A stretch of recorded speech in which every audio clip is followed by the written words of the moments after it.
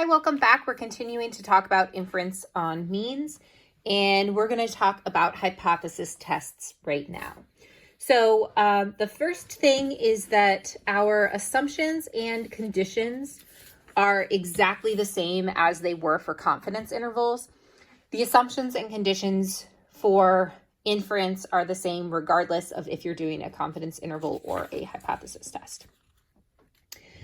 So the big thing about inference about means is that we need to come up with our hypotheses. And our null hypothesis is that the mean is equal to some assumed true value. And our alternative hypothesis is that the mean is less than, greater than, or not equal to that same value. So remember, the alternative hypothesis is our interesting hypothesis. So I want to see if something has changed. And based on what our hypothesis is, if it's less than, we will have a left tail test.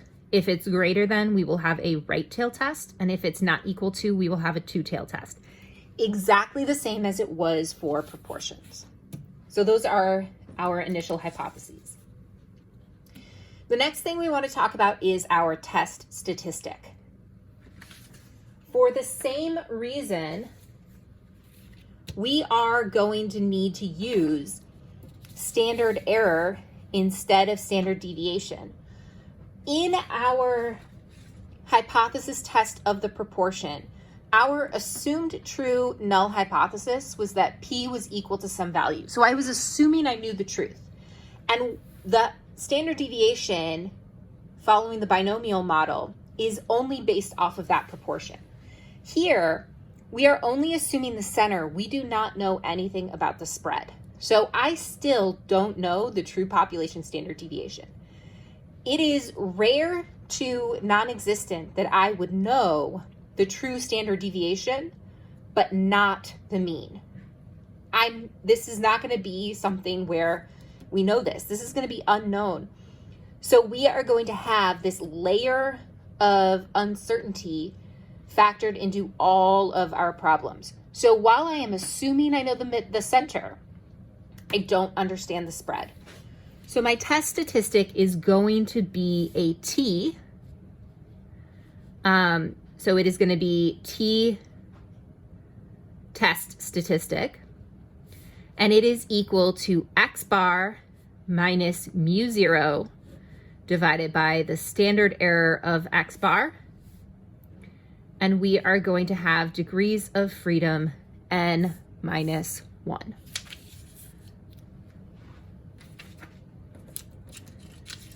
When we are trying to find our p-value, we are going to draw our t-distribution. And when we draw our t-distribution, it's going to look just like the normal model, but you are going to write t and degrees of freedom. So here is my 0. So if I have a left tail test, here is my test statistic. This area here will be my p-value.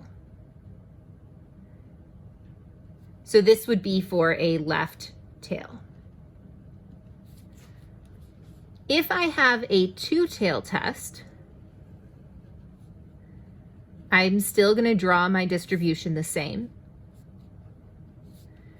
Here's 0. But let's say this is my test statistic.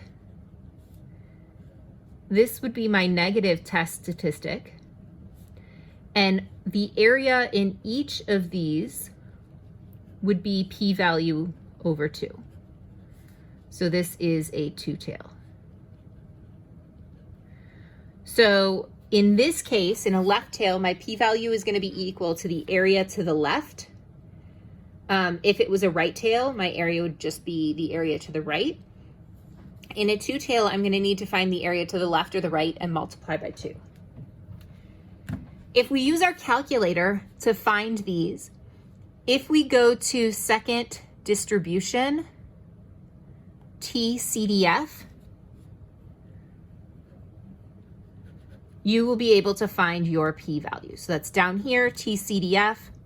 So I would go -1e99 to -2 with 15 degrees of freedom, and it's going to give me that value. So one thing to keep in mind,